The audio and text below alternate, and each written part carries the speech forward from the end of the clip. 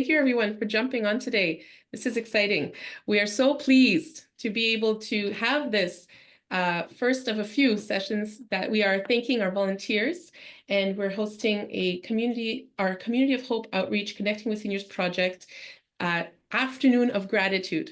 So behind us in our facility here, we have a nice lunch.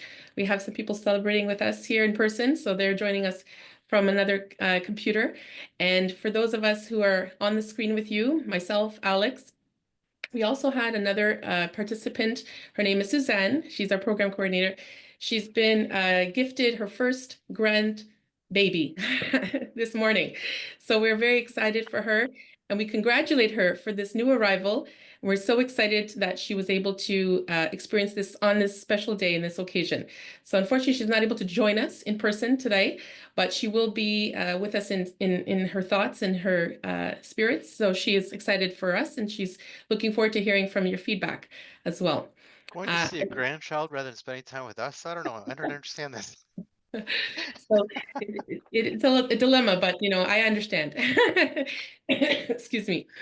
So we'll start right off today sharing with you a little bit about our program and ultimately how this program came on and started and how it's been going, some of our feedback that we've had from participants, some of which are on today. So thank you for joining us.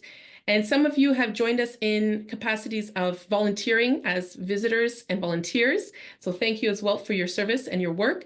And today we'll be giving you a quick overview of what we've been doing in the program, what other resources and other capacities we hold in terms of an organization.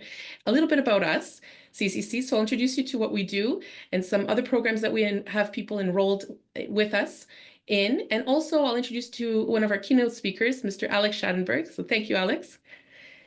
And so he'll jump in and also introduce himself and facilitate in the discussion and sharing a little bit what is important and what issues are important to seniors.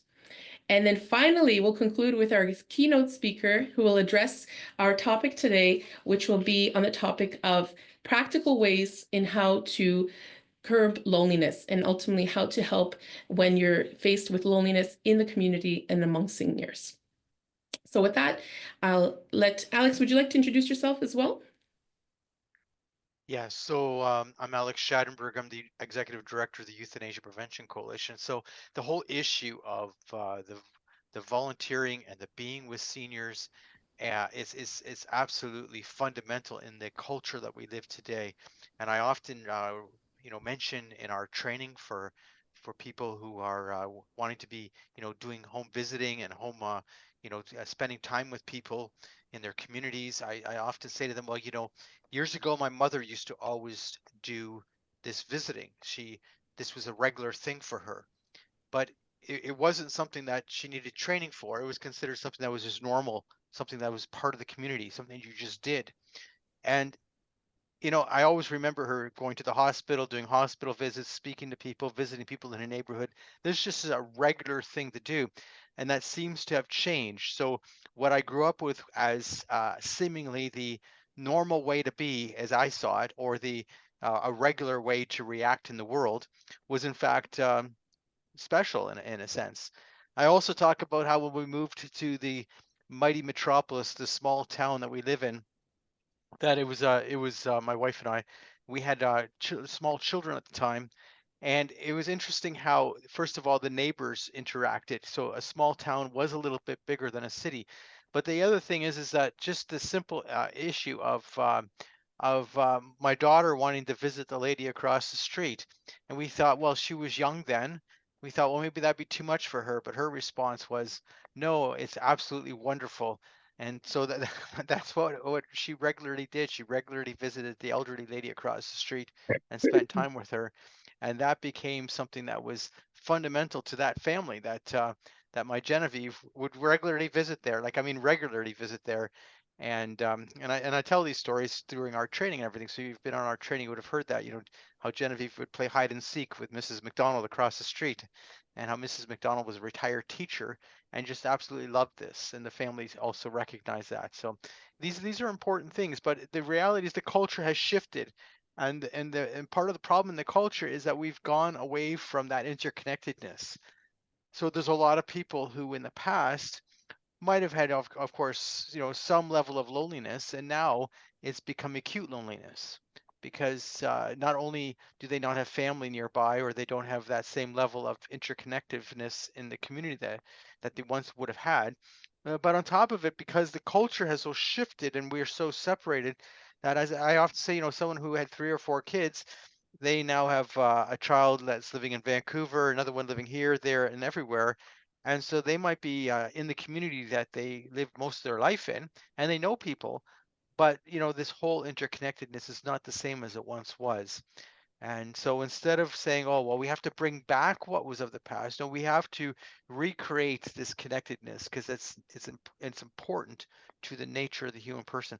And I think it's also that's why the whole survey that was done by Compassionate Community Care just around the end of COVID was so important because it pointed out quite a few of these issues. Great. So we'll touch on that as well. So that's a great introduction. Thank you so much, Alex. Today, we'll start us off with sharing with you a little bit about Compassionate Community Care. I'll give you a quick overview of what we do, and then we'll have Alex jump on, and then finally we'll have Adrienne, who will join us, who will share a little bit about her experience as a counselor and therapist speaking with seniors. So our keynote address today is really how you can make a difference. And our agency is a registered charity comprised of healthcare professionals and volunteers who provide support to vulnerable persons and their families during times of illness and crises. We believe that all human life has equal dignity and that every person deserves to be treated with respect and compassion while receiving the care they need and deserve. Whether you're facing a chronic condition, disability, or end-of-life situation, we're here to help. Some of our services include helping you find answers about end-of-life concerns, finding the educational and support resources you deserve. We have a helpline. It is a toll-free, confidential helpline we receive calls routinely on, and through which we service the community across Canada. We occasionally get some people from outside of Canada, but our primary calls are coming across our nation from the west and along the BC coast, and also from the east and throughout all of Canada. These calls are, like I mentioned, 24 hours. Most calls pick up right before the holidays, leading into the holidays, as you can imagine.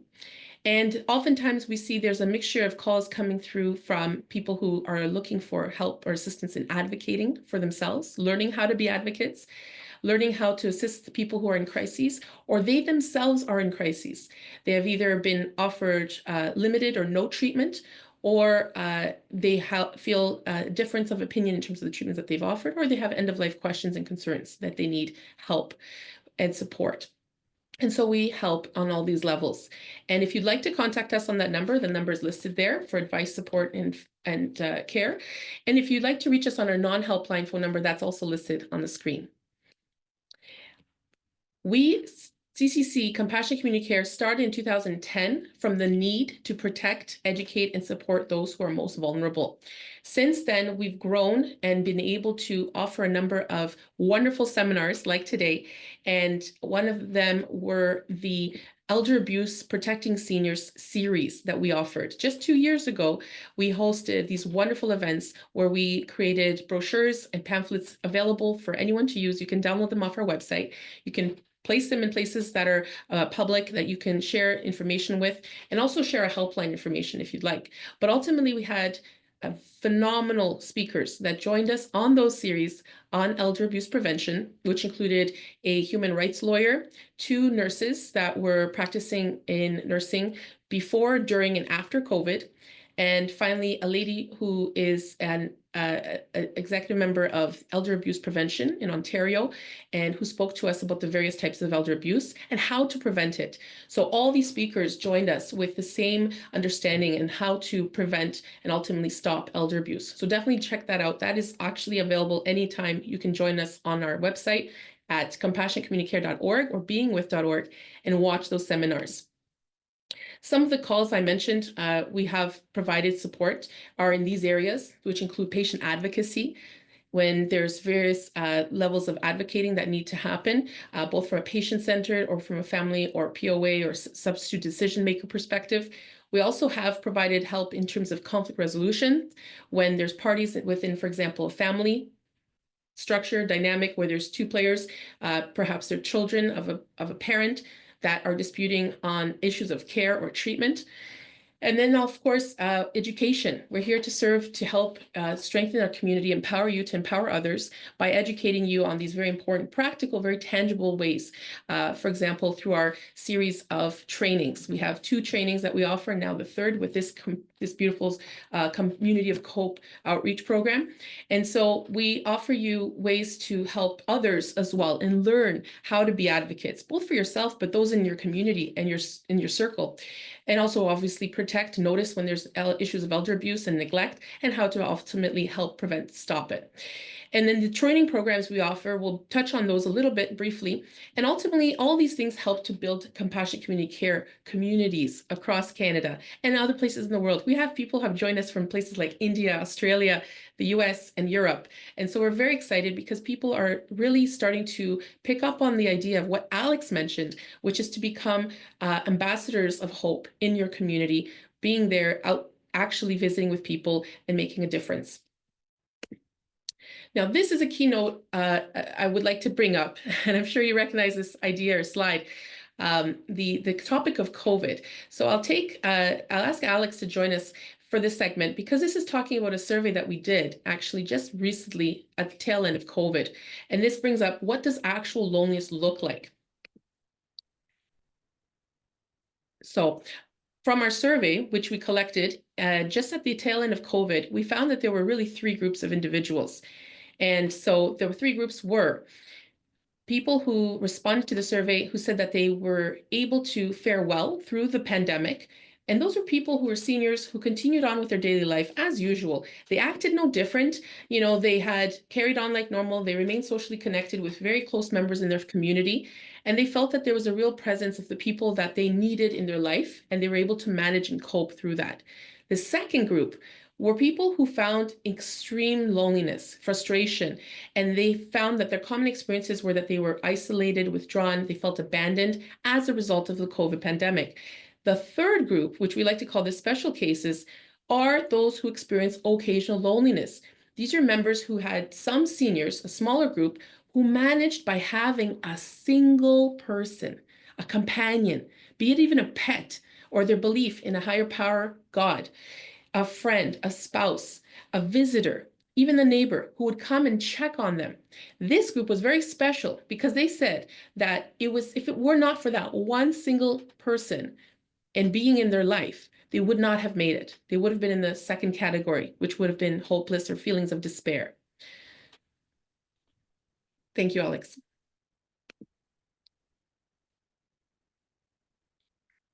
So this is a little bit about this survey. We wanted to touch on this, and I know Alex wanted to share and mention about this as well, and how it relates to this topic of issues affecting seniors.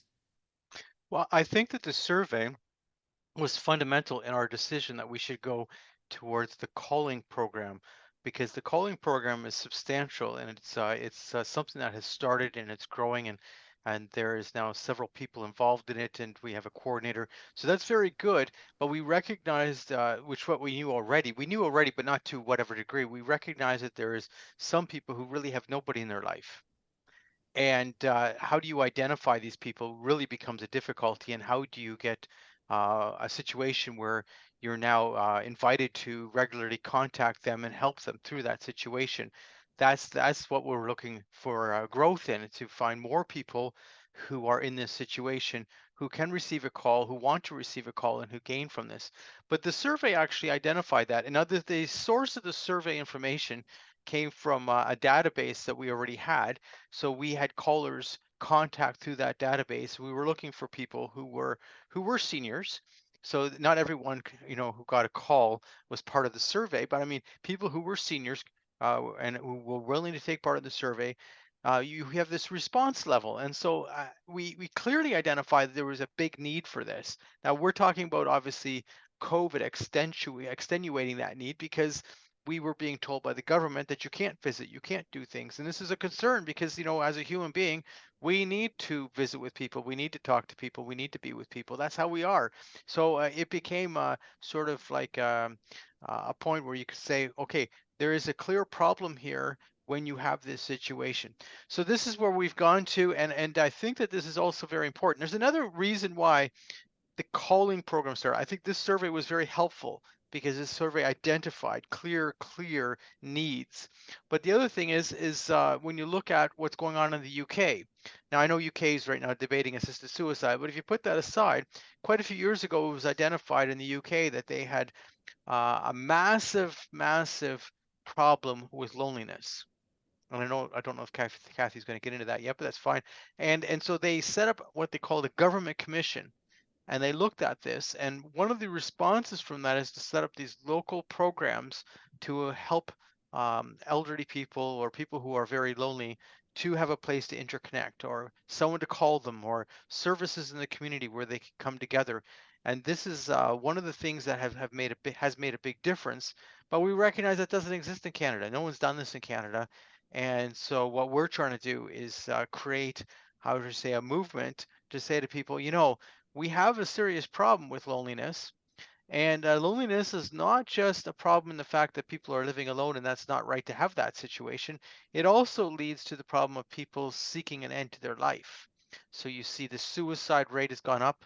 Just so you know, historically, the suicide rate for elder people was much lower. And over the last many years, it's gone up. Now in Canada, the data shows that the same thing as the US, other than the US, it's more pronounced. In the US, the highest suicide rate amongst any age group is those who are 80 and up. That had never been in the past. If you look at the data from 30 years ago or 20 years ago, that number it wasn't even close. Okay, so you've seen this massive increase in suicide amongst elderly Americans. In Canada, we've seen the same increase, but it's not as pronounced as to say that that group doesn't have such a higher rate of suicide as the other groups. And in fact, I don't believe it's the highest rate right now at the moment, but it's getting very close, and it probably will surpass very soon. But we're seeing this as a trend, so we're recognizing that there's a serious problem, and it's important that it be dealt with by people who care. So this is a good study that was done in an article that they said that the loneliness in seniors, the cure for isolation is exactly what Alex is saying. It's staying connected. And so by Karen Hawthorne, this was done in late 2023. And this is ultimately saying and drilling really down to the point of we're hardwired to feel most comfortable when we're connected and sharing strong emotions and stories, despite the solitude that modern life imposes. And so, like Alex said, there have been a number of studies and psychological ones that have looked statistically at health outcomes that compare it to smoking. So chronic loneliness can really impact your life physiologically. It's like smoking 15 cigarettes a day, and therefore it's reducing life expectancy by an average of 8 years. So that's significant. And this means ultimately what it means is that experts say the treatment will come and become an even bigger issue for healthcare services. And so we're here to really curb that. Alex mentioned these studies by the U.S. Census Bureau as well, and how they've done polls that a third of seniors in the poll said that they felt a real lack of companionship. This was done by ARP, and they saw how loneliness affects people, especially older adults. It affects their memory, their physical well-being, mental health, life expectancy. And so what we find is really what Alex is saying, and what we've seen through both our survey and both through our work, is that we can change the world one person at a time. We all experience times of, human emotions and feelings that can be vulnerable and make us vulnerable. And cultural loneliness, and specifically in particular, affects our health. It could be a threat to our life. And so we find that, we're focused here on visiting the lonely. We take example from people like Alex's mother, who continuously shared that insight and brought that to her community. Who, for people who are socially or physically isolated, it means a lot to reach out and extend yourself and actually be there, being with them. And so, Alex, if you want to jump right in, I'll. Well, the difference also with the modern day is now we've added euthanasia to the mix.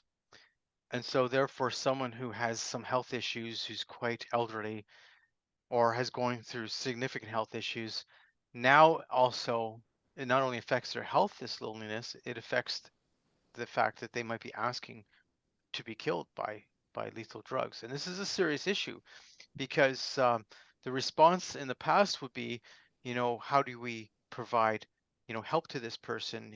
Can someone go visit this person? Doctors who would identify someone who's going through, what you would say is suicidal ideation, they would say, oh, well, we need to help this person through their suicidal ideation. Now, often they might have looked to drugs for that, and I'm not saying that drug therapies aren't effective, but the most effective way to deal with these issues is the interconnectedness of the human person, because that's how we tick as human beings. But what I'm saying to you is that now that you've added euthanasia to the mix, um, you can't come back from euthanasia. Once you ask for it and you're approved, you die. And someone would say, yes, but they have these health problems. I'll tell you quickly, I got a call. I was answering the helpline because Kathy was away, and I got a call from somebody from British Columbia, and he had multiple health problems, multiple health problems. And of course, when you receive a call like this, you do a lot of listening, right? You do a lot of listening. And he was telling me all his health problems and why he wanted made. And I listened to him for quite a while. I asked a few questions. I was concerned about how he was being treated because it seemed to me that with his multiple health issues that in fact he wasn't receiving the proper treatment for his condition. But nonetheless, after about an hour, and I had made some connections with him, I was able to find some places in that conversation where he and I had shared life experience. So he was becoming a bit warmer to me, etc. And I said to him, yes, but why do you actually want your doctor to kill you? Because that's what you're asking for. Now, someone would say, well, that'd be a pretty harsh thing to say to somebody. He must have just hung up on you. And actually, he didn't at all. His response was, but I have nobody in my life. He didn't say to me, now remember, he spent an hour speaking to me, at least an hour, and he's described all these health problems he has. So it's not like he doesn't have health problems. It's not like he's not experiencing some level of human suffering in that nature of that. But the fact of it is when I actually asked him why he's asking for euthanasia, he said, I have nobody in my life. I have no reason to live. I'm not saying this is all of the cases. I'm saying this is a good many of the cases, though, that people are experiencing this. And even those who aren't in that same sort of boat, a lot of them are going through difficult health conditions, and they're feeling that their life has lost meaning, purpose, or value. And I think it's important that we recognize that the loss of meaning, purpose, or value is most often linked to the fact that they have no purpose in their life related to other people, etc. As an example, someone having a new grandchild. Now, I'm not saying that Suzanne is lonely, etc. We all get lonely, but that's not the point. I'm just saying that alone provides massive meaning, purpose, and value to someone's life. So, this is the kind of thing. If someone actually cares for them, that makes a difference. Absolutely. Thank you. Excellent. So we're here to create communities of care and compassion. Like Alex said, interconnectedness is essential to the human person. And by journeying with others, your real presence is being with and caring for others. You are affirming a person's purpose for living. You're reducing their fear and loneliness, isolation. You're reducing their depression, and you're helping them find a way through their challenging situations and become an ally in their fear or suffering. I was actually listening to a talk today on our way in, and a lady said that when sometimes you are frustrated, let's say even between a couple, married couple, spouse, two spouses, they say, don't go just to your husband. Sometimes you need to actually go to your first, two top girlfriends, and then their sister and your other sister. And then once you've got that, you're brought back together, right? So sometimes you need to go to your closest community to have that. And if someone has no one in that community, it makes a big difference for them to have that one person. Like our survey said, you make all the difference. So I'm just going to skim past a couple of these slides, showcasing some of the wonderful opportunities we have beyond today's seminar. You can join us actually next week. Alex and I are co-hosting our next Being With My Story Visitors Training. It's a volunteer visitors training. It's happening online, and you can actually join us next Wednesday and Thursday evening from 7 to 9 p.m. And you'll be able to do the training virtually, just like this today. You'll gain the confidence to journey with those who are suffering, socially isolated, sick, or dying, to renew their purpose, hope in life. And it is 2 sessions, so it's back to back the 2 days in the week. And then also with our patient advocacy, that's another session that we offer where it's strictly just looking at how you can learn and how to be a successful and effective advocate, both for yourself and those around you. And in the community, sometimes you may be asked to accompany a person you're visiting on an appointment, for example, to a medical appointment, doctor's appointment. And it's really endearing if you can join them for that and show that expression of care. And so what some of the things that we focus on during our trainings is the being with My Story, all of these needs, our human needs, visiting advice, why the My Story matters, reminiscent therapy matters, how to communicate with people with disabilities, advocacy at the doctor's office, elder abuse, and other problems. So we tackle all of these issues and we share with you really practical, tangible ways that you can effectively visit in your community. And we provide those as resources to you. You have an interview workbook and a manual when you do that. Finally, we see that part of what we do here is you'll get calls. Sometimes there's cases that you don't know how to address. And so our helpline is a secondary resource to you. Feel free to use that. And really, it does make a difference. When you're out in the community, these are some examples of people who have done, the work and have been involved with us or been involved in their communities for many years. And these are ladies actually in our area here who have collected stories of their ladies that they visited because of the My Story approach. They captured that all together and published it in a book called Her Story. And so it's a wonderful expose of women's lives and testimonies. And you can do this in your own community. I've seen many churches and communities, faith groups, organizations even, who have said this is a wonderful opportunity to showcase people who have been involved in our work and how they're doing and making a difference. And so there's real ways you can help by visiting elderly in their homes, preferably obviously in pairs, doing our trainings, doing our being part of the Community of Hope outreach. So thank you to those of you who are here today, who have been starting and doing this wonderful work. And you're connecting with seniors, which is so important, by calling, by being on Zoom with them, you're doing and spearheading that effort. So we encourage you to, be socially, involved and interact, have and host tea and coffee groups, maybe nights of games, movie nights, for example, taking seniors to fun community events, going for walks if you can encourage mobility, develop real friendships with people in your community, and visit retirement residents, long-term care facilities, form a group of dedicated volunteers like we have in many areas across Canada, and join us in this wonderful effort, reminding seniors that they're not alone. These are some great pictures to show you some groups that have started and where we visit effectively with even children. And so they make crafts together. And then finally today, I really am excited to share with you how this program today, our Community of Hope Outreach Connecting with Seniors project, has provided seniors and this wonderful group of people who are involved, both volunteers and seniors who are receiving calls, regular check-ins by phone or Zoom with seniors who may not be able to receive an in-person visitor. So it's really a wonderful, very different way of volunteering. You're able to be there with the person, but you're on the phone or you're on Zoom. And this is an ideal service for people who are ages 55 and up and who may be socially or physically isolated. They simply cannot meet with someone, or they're already meeting with someone, but they're not able to meet on a regular basis. So they're looking for some support.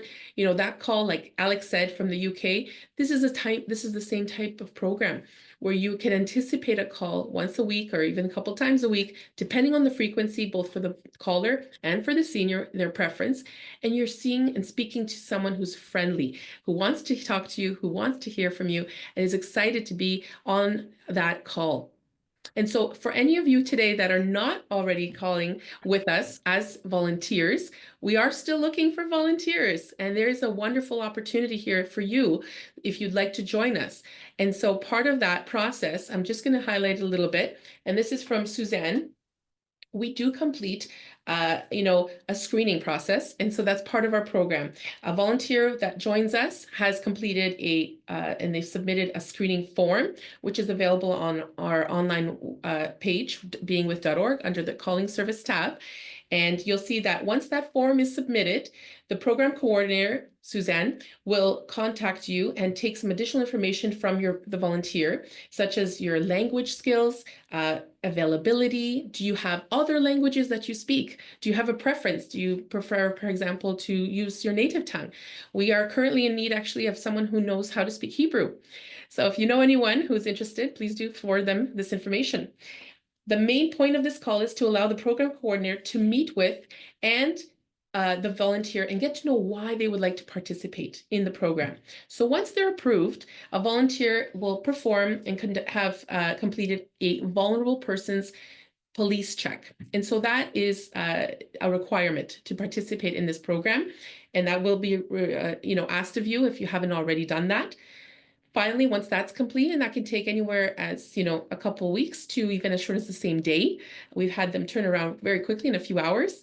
And so if you need help with that, feel free to let us know and we'll cover that, okay?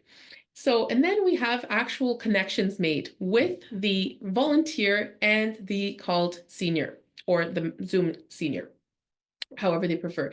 And that volunteer is then matched with a senior who is compatible with their profile to the best of our ability. Again, of course, matches happen, and off the bat, you might have a perfect, union in terms of called senior and visitor, volunteer, sorry. And so, they progress and they will continue to meet and speak on a regular basis. A short call is made to connect the senior with the program coordinator to introduce him or herself and let them know someone will be connecting with them. The volunteer and the senior will work together to come up with the best date and time for a call. And then finally, the call happens. And this call is a training that's provided for each volunteer entering the program. And what happens here is a sheet with suggested topics to speak about, as well as topics to avoid, will be given. And that's also available online. And a practice call with the program coordinator will be offered, as well as regular check-ins with the volunteer to answer any questions or concerns they may have. If there's an issue that's more complex in nature, sometimes things arise in a different type of, consideration. For example, the senior may share information that they could pose a threat to themselves or their security. So for example, then we would ask that CCC, Compassionate Community Care, is immediately notified. And it is important that each volunteer, as well as senior, feel a sense of ease when connecting with each other. If there's a sense from either that the senior or the volunteer that it's not a good fit, it's not a good match, then an option to withdraw and be assigned to someone who is always available. Okay, so we want to encourage you to know that, there are these ways that we can move and move with the program. The benefits of the program. So there are many benefits. Okay, by the way, this option for anyone who's interested. We've had a few people that have come on board that are not seniors that are interested in having calls. So we're working and evaluating that. But mainly the service is actually just for seniors. So anyone who's 55 age or older is welcome to join us. And this program is funded by the Government of Canada's New Horizons for Seniors program. So thankful to them for this successful grant that provides funding for projects that make a difference in the lives of seniors in their communities. And just a quick note here, calls are available both in English and French, and volunteers who are proficient in French are always needed. So if you speak another language, we have some English, French, and we have some Italian calls that happen as well routinely. So we encourage you to join us if you are interested in doing that. You can contact us at our email, and there's also an outreach@beingwith.org email as well that you can connect with us. And some of the benefits, here they are.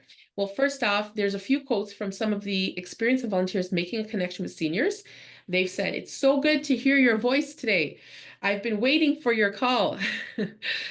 Just a couple of weeks ago, I got off the phone and they said that, this is a really revolutionary service. It's assisted them in their life. It really creates a community of hope and feeling that you're part of something, you belong to something. Another quote here comes from a person that says, "It makes me feel a lot better when I'm able to share some of my day with you. I really look forward to speaking with you next week. It's good to know that someone cares enough to call. It has helped me with my loneliness and depression." So these are just a handful of quotes that we've received, but there's so many more. And really from the volunteers, if some of you are on the call, maybe we can do a survey after. You can let us know how you find the service. But increasingly in Canada, seniors express a sense of isolation, depression, and loneliness in their communities. And this program offers an affordable, simple, and effective way to address the crisis among seniors unable to connect with those in their surroundings. Whether the barrier is an issue of mobility, proximity, or lack of viable transportation, to name a few, the need for seniors to make a connection is vital to their physical and emotional well-being. The Connecting with Seniors program brings hope and healing to empower seniors in their communities. So thank you so much, everyone, for being here and for joining us. And so we really encourage you to share with your community about this. I think that's the most difficult aspect of this program, is to really broadcast it and let your communities and contacts know that it's available, it is free, and is encouraging for anyone who wants to join us. These are just a few snapshots, and I'm going to summarize this because we're going to have our counselor join us.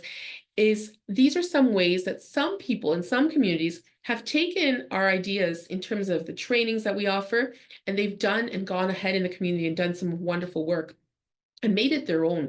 So this is from a group in Hastings County. They created a youth senior gift exchange wherein they take seniors and youth, and they bridge that gap, and they actually have them sit and interview one another through the My Story program that they did with us.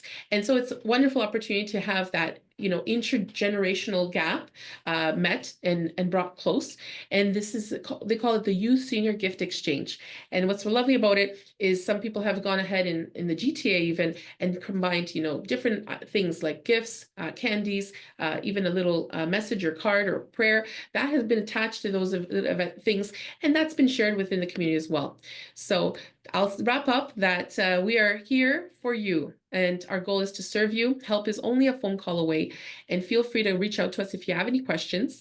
And finally, being that we are a charity and we support many people, we would ask, if you are able to, feel free to consider us among your charities that you support.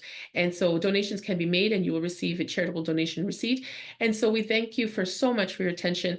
And with that, I'm going to introduce our keynote speaker, Miss Adrienne. My name is Adrienne Witol. It's good to meet everybody. I'm a little. It's always so wonderful to hear the program and the presentation, and so I'm starting just a little bit like in awe, like what could I add to this, right? What could I don't know that I can add anything. You've said it all so well, and you've underlined all the points. So I think I'm going to think of my talk as a little bit as a review, and a chance to maybe talk a little bit more about the emotional aspects of accompanying somebody or listening to someone. And I'm also a little shell-shocked because I didn't realize over 55 is considered a senior in Canada. So I'm officially a senior. I just learned that 2 seconds ago. So,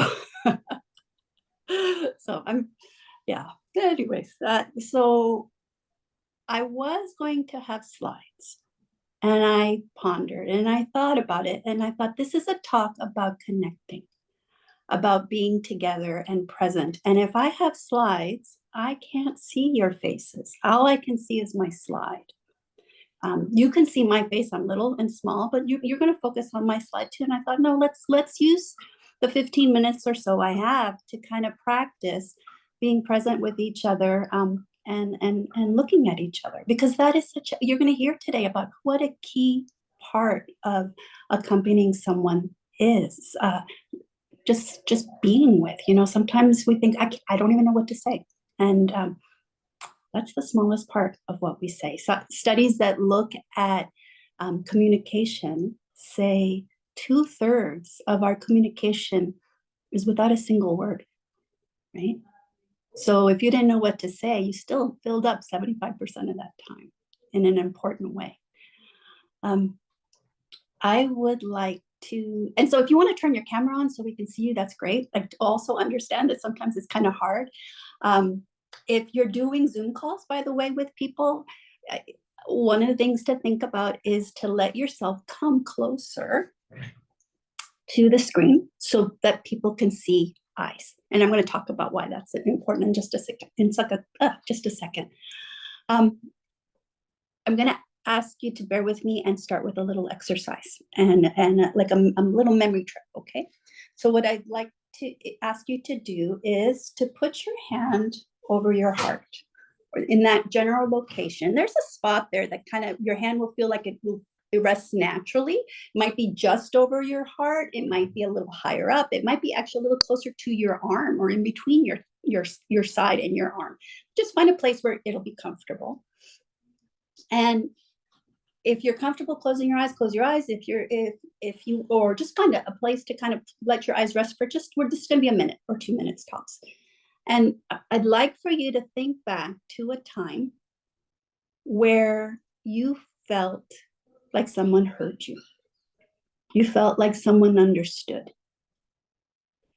You might find your mind going way back into childhood. That's okay. It might be yesterday.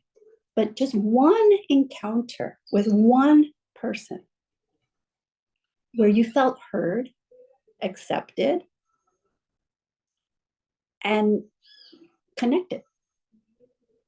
And let yourself, and this is the reason why I said, if you wanted to close your eyes, because sometimes it's easier to think about it. Let yourself fully remember that with all your senses, what that person looked like, what their name was, what they were maybe wearing, what you were wearing, where you were sitting, where were you, almost trying to recreate it like a little movie in your head.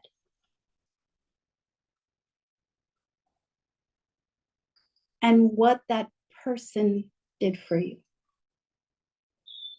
Just remembering what that person did for you, maybe with words, maybe without words.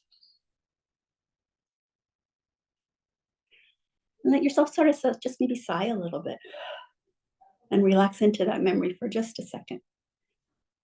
We always feel a little bit more relaxed when we exhale compared to when we inhale, right? And then send a thank you in your mind to that person. Thank you for being there with me. And savor whatever feelings came up for you.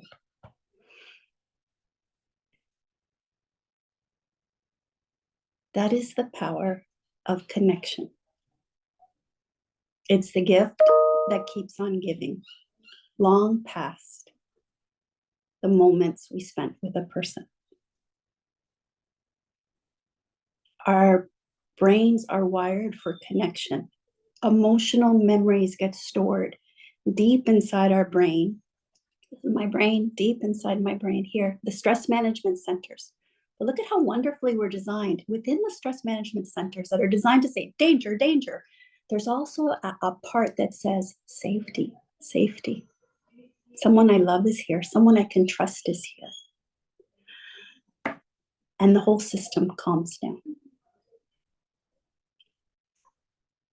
We don't have good words for connection in English. Different languages do. My mother's from Mexico. I'm bilingual. There are a million words for love and connection in Spanish. It's overwhelming.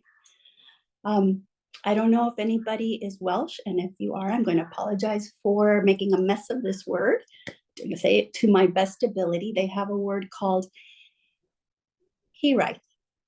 Hirai. I'll write it in the chat later. Hirai. It's hard to translate well, but it describes our longing for belonging. So there's a culture who's developed a special word just to describe our longing for belonging. And it's the person's desire to reconnect to what was missed or what was taken. So these needs are so old and so important. We're social beings. Even down to our skin receptors, there's important information about connection that we receive. The nerves in our skin comes to our brain, and we know we're being touched. We know if we're being touched by a warm hand, a cold hand, someone who's holding us tightly. Of course we know all of that. But did you know that there's also receptors that can immediately determine the difference between a touch to a hand with warmth and kindness and intention versus a neutral touch? Same pressure, same temperature, everything, but just one is done with compassion and one is done neutrally. And eyes closed, in these studies, people can tell the difference. So what we say matters, how we act with someone matters, and even how we casually touch a shoulder or an arm or shake a hand. All those are opportunities to connect with someone and help meet their need for hirath, for belonging, hirath. I mentioned this part of our brain, this deep, deep inside our brain, has sensors to say danger, danger, and that gets triggered whenever there's loneliness. It gets triggered because maybe a zillion years ago in evolutionary days, it was really dangerous not to be part of a pack. You know, your friendly neighborhood tiger was not so friendly and it could eat you. You were safety in numbers, right? Children need to stay with your parents to survive, right? So that was a real danger, and we're still wired like that. So we will want to look for people. There's also, my colleagues brought up a lot of the side effects of loneliness, and I don't want to repeat those. But when the stress centers are activated, when I'm lonely and I don't feel safe, my ability to remember my life changes. It's so much easier to remember the painful moments, the moments of failure, the moments where I was not happy, than the joyous moments and the ones where I was with someone, or my life feels meaningful, or my goals and desires for the future.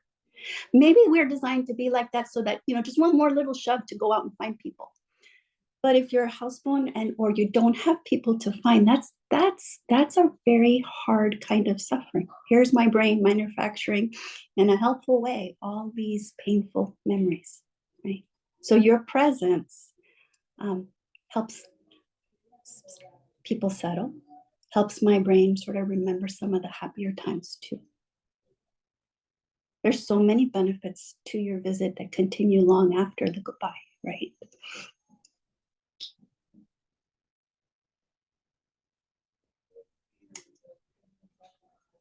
The other thing that's very interesting about loneliness in the brain is that loneliness activates the same parts of the brain as physical pain.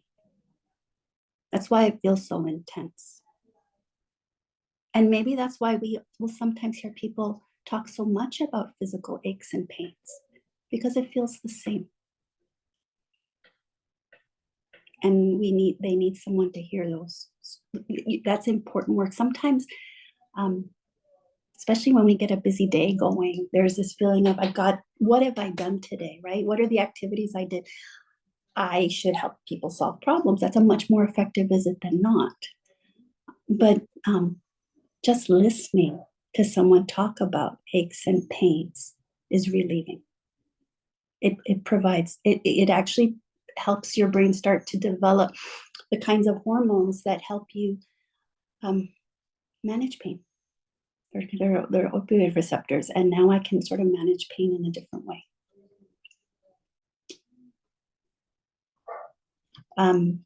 I didn't get to hear the whole talk, so I don't know if you guys went over the physical health ramifications of loneliness. Did you do that? Yes, we did. Okay, so we're not going to do that again. I'm not going to make you hear it again.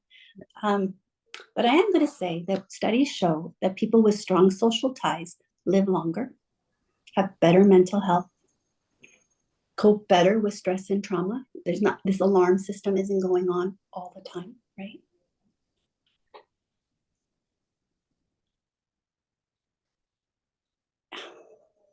And so there's so many good reasons for these programs.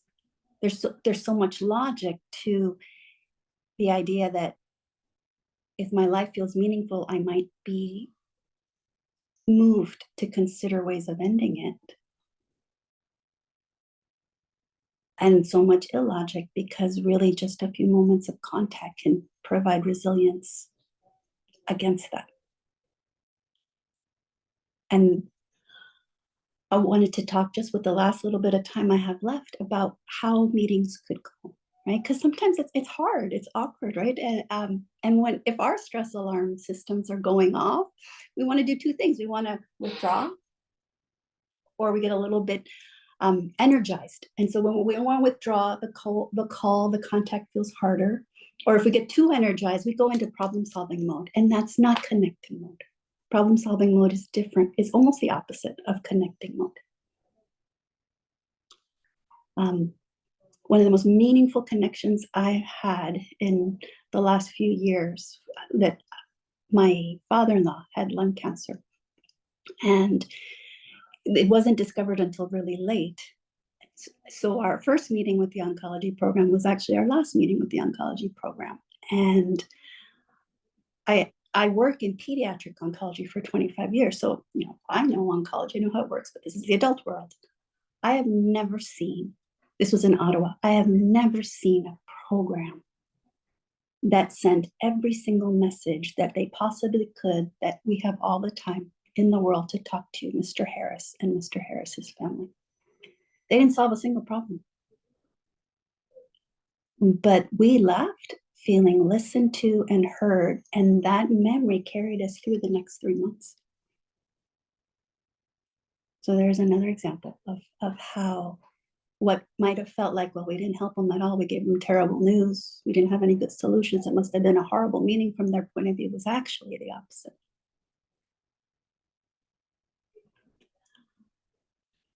So what did they do? Well, they made us feel seen.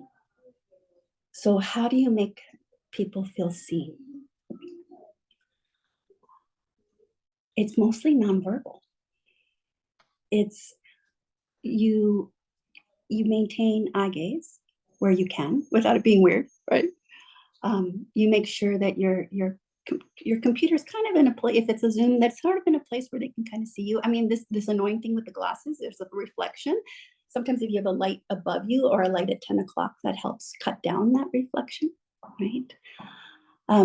You lean in where you can. So your body's saying, hey, I'm here. I want to listen. I want to hear what you have to say.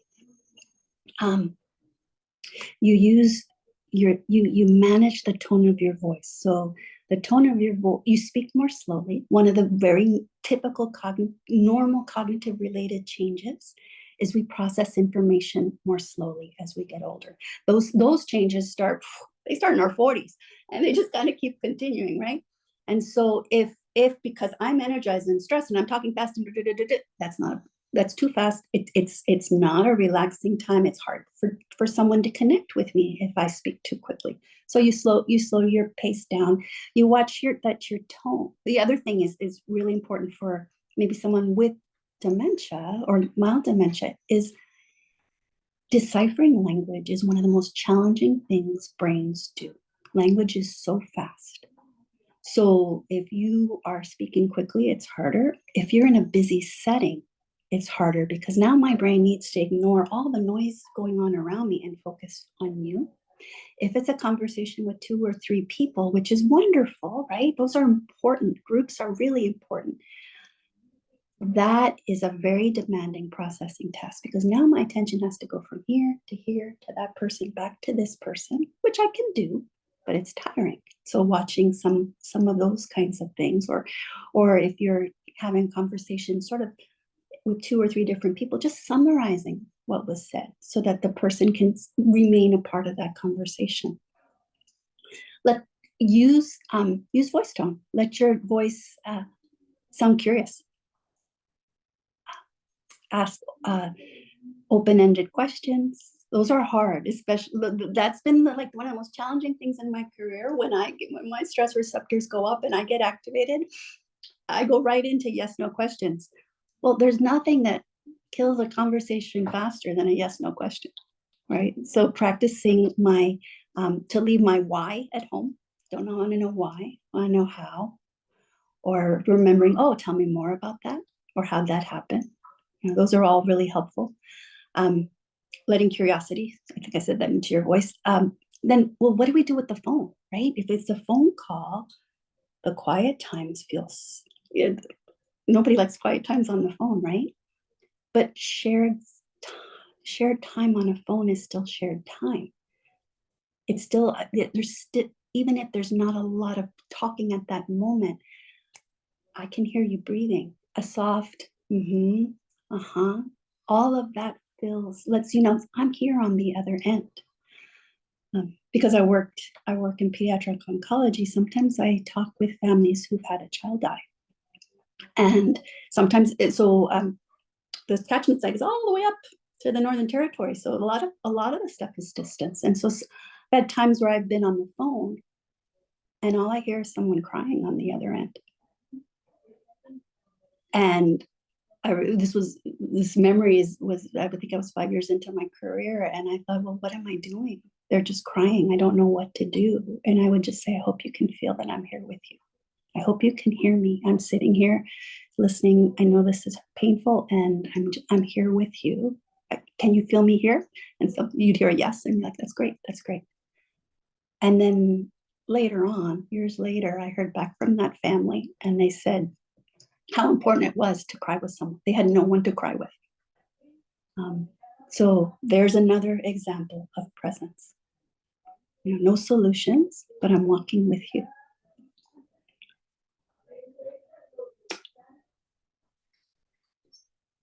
Just going through my notes here.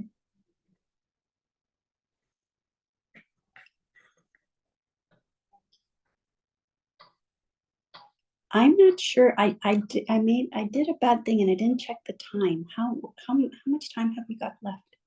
We are booked till 3, and so we have all the time you like, but I'm sure people may not be in. I'm not sure how people are with time, so we are open till 3. But you know, however you want to take it, Okay. go with however you feel. I love what you're saying, so I think you can continue if you're Okay. comfortable. So I'd like to do just a couple more things then.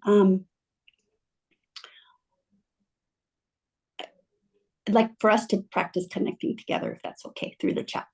So we had this sort of exercise that was an individual solitary exercise where you were just remembering where someone was connected. I like to invite the people who want to, right, to take a minute and think of what's one nonverbal thing someone can do that helps you feel accompanied, that helps you stop feeling alone.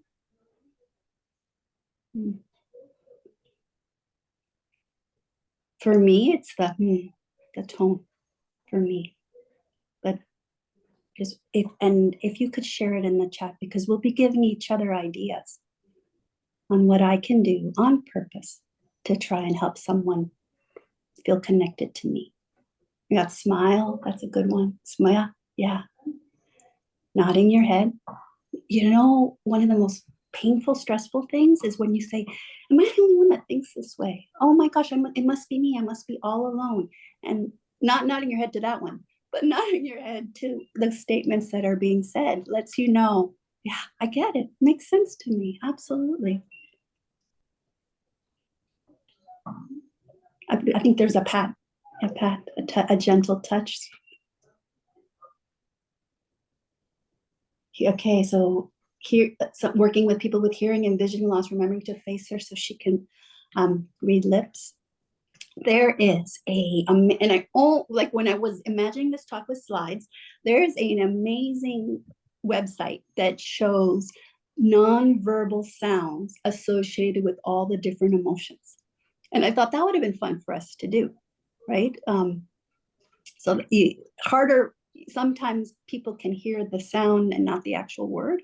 And I can share that with you. It's kind of a fun thing. Well, I don't know if it's a fun party thing. It just tells you what a nerd I am. But it is fun to kind of see how every sound how every emotion has a nerve sound. Gestures, yeah, gestures. Sometimes the harder the thing I'm hearing is, the more I will just open my hands and imagine that that's coming into my hands. And I'm Catholic, so I also say, okay, Lord, take this. I'm holding it for just a moment, and then you take it, and you take it. These are all really good.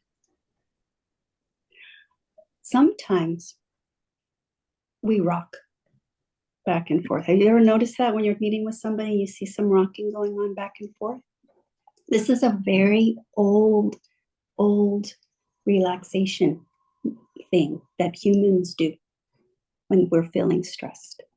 It's our body's effort to calm down and regulate. So sometimes if we mirror that in a very gentle way, that's helpful. We have there's a part of our brain called mirror neurons.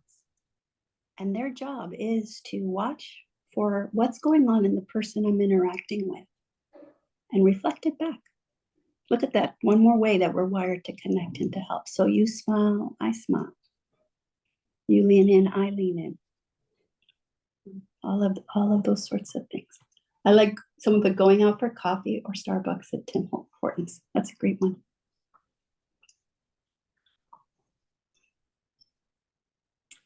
Thank you for doing that. Thank you, because it's hard to kind of put your self out on chat. So I really appreciate it.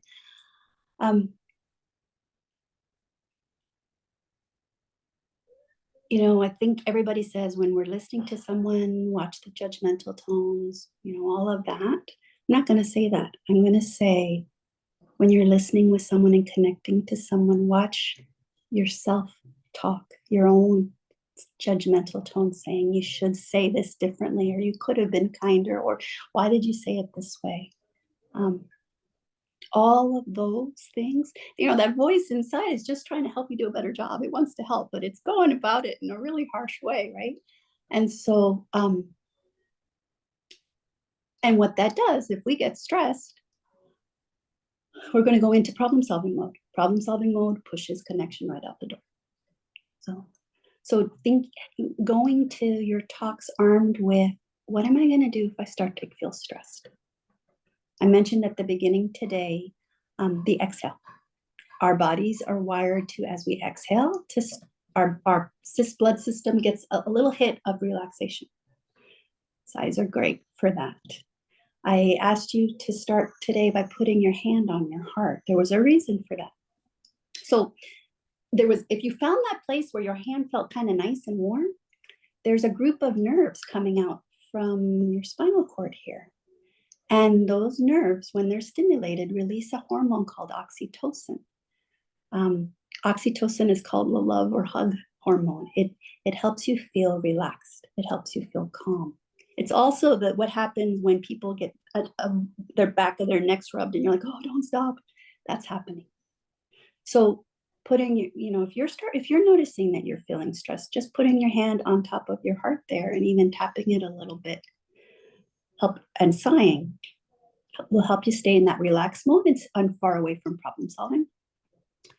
I always have to tell people when I give this example. So I worked in the same hospital for 25 years. The nurses laugh at me because I always tell these stories. And they laugh at me because they say, Adrienne, we can tell if you're having a good day or a bad day just by how much you're tapping in your chest.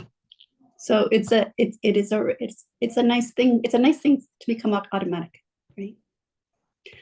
For those of you who are mamas and who breastfed, oxytocin is the hormone that our bodies release as we're breastfeeding too. Lasts 15 to 20 minutes, so it's not very long. So every time you sit and you make a call or sit with someone, you're creating a connection that matters. Every single time. You're helping someone feel seen, valued, and safe. That is the definition of someone who is relaxing, someone who's moving out of that stress response and into feeling cared for. And they may be able to turn around and express caring to somebody else. So it starts a chain reaction, right? If I stay in that stress response, my choices are fight or flight. Fight, irritability, energizing, just trouble sleeping, all of these things. Flight, let me get as far away from this pain as I possibly can. And there are some people who say that for some of us, suicide is the ultimate getting away as far as I can from this pain. So we want to help people move into a more relaxed way of looking at their life, which makes it easier for them to remember the things that are meaningful and important, and easier for them to imagine the solutions that would make them feel good, not the ones we want to provide, right? Every time you make a call or sit with someone, you're improving mental and physical health. Theirs and yours, all these things, it's the gift that keeps on giving, right? And you're literally saving a life.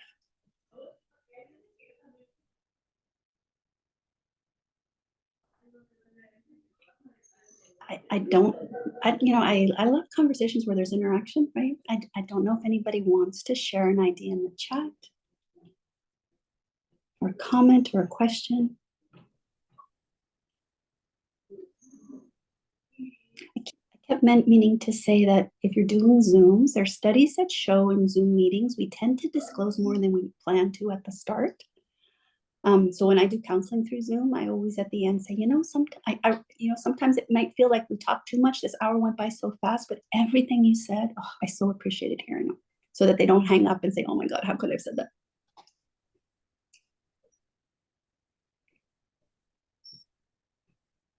Okay.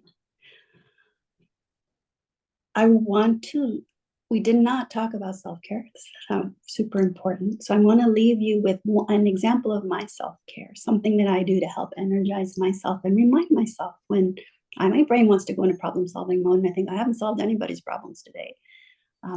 Reminds me that wasn't ever the point. So this is a song. It's about 4 minutes long. And what I'd like for you as you listen, you may know this song, but as you listen to it, notice how many points of connection are done all the way through the song. And then we'll come back here and sit together for a minute and see if there's any last words.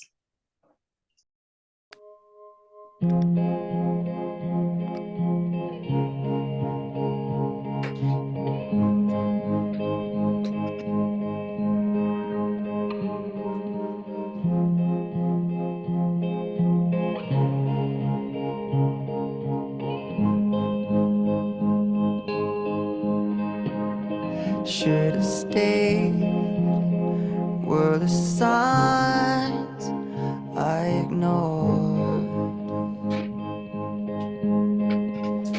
Can I help you not to hurt anymore? We saw brilliance when the world was asleep. There are things that we can have but can't keep. If they say, who cares if one more light goes out in the sky of a million stars? It flickers, flickers. Who cares when someone's time runs out? If a moment is all we are, or quicker, quicker. Who cares if one more light goes out? Well, I do. The reminders pull the floor from your feet.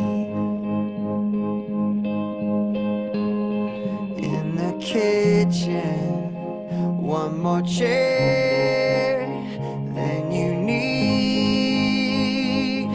Oh, and you're angry, and you should be. It's not fair. Just 'cause you can't see it doesn't mean it isn't there. If they say, who cares if one more light goes out in the sky of a million stars? It flickers, flickers. Who cares when someone's time runs out? If a moment is all we are, or quicker, quicker. Who cares if one more light goes out? Well, I do.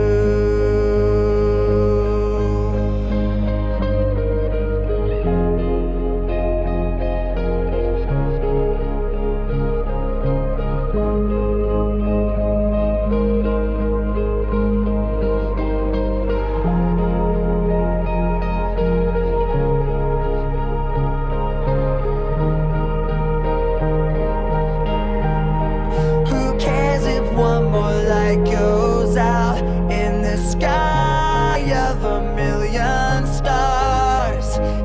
flickers, flickers. Who cares when someone's time runs out? If a moment is all we are, or quicker, quicker. Who cares if one more light goes out?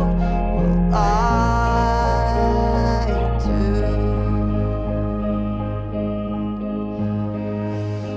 Well, I do.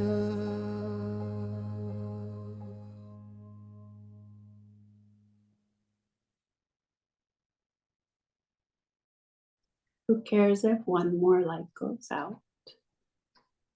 Well, we do. We do. Thank you for your time, your love, and your willingness to do something that's difficult.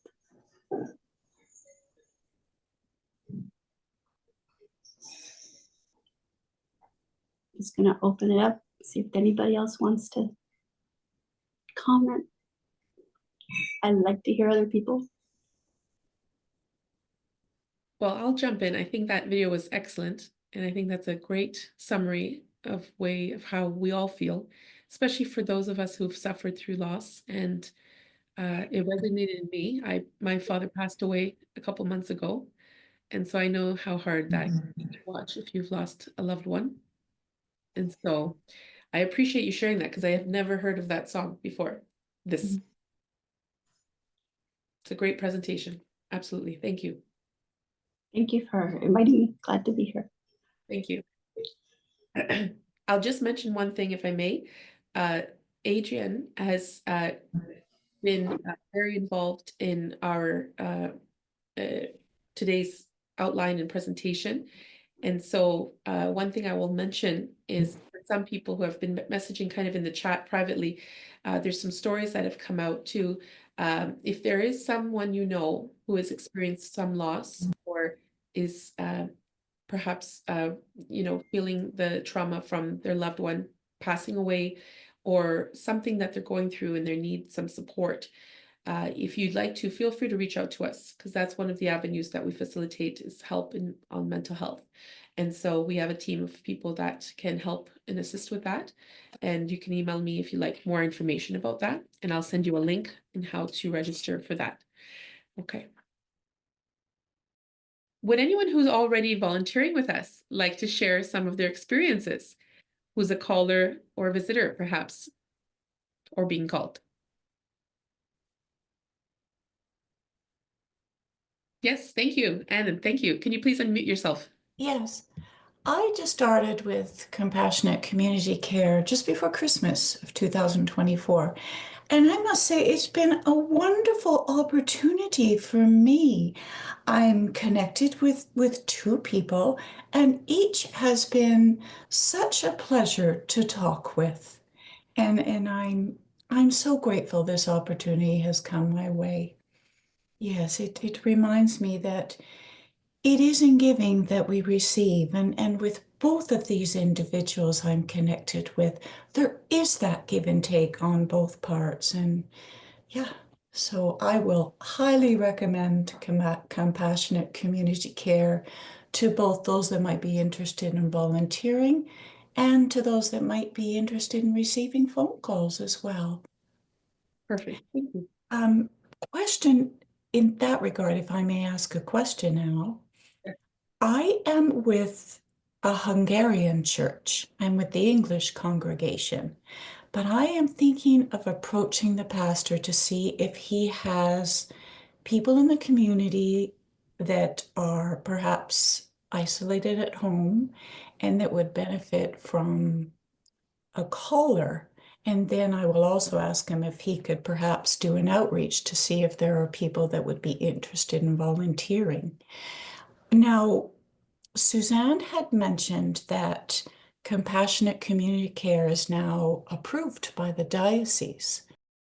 The Toronto Archdiocese has approved our program as an official recognized program and ministry. So if any of you have an interest in doing something similar or approaching your congregation, your church, parish, community, any faith community, it could be outside of the Catholic as well. If anyone else is a part of a church that's an interdenominational church, we would be very welcome to bring in more people and connect them to our program. Any other questions, concerns, comments they want to make about today's presentation? And for next week, because we do have another person who is from the mental health support side, they will be speaking as a counselor. They'll be sharing their perspective with us. Feel free to add points that you'd like to be covered in this discussion, because it is an open time for us and we can take advantage of this opportunity to have information that's presented to you next week as well. But we'll be covering similar ideas: how to communicate well, how to be practically how to bring a practical handy way in to your meetings, and curbing obviously loneliness in the community. Well, I think that concludes our day and our session today. So thank you all for being here. It was lovely to spend this afternoon and time with you. We hope that you found today's session informative and inspiring and uplifting. And otherwise, we hope to stay in touch with you and remain in connection. So feel free to reach us anytime, okay? And again, thank you so much for participating in our afternoon of appreciation. Have a wonderful day.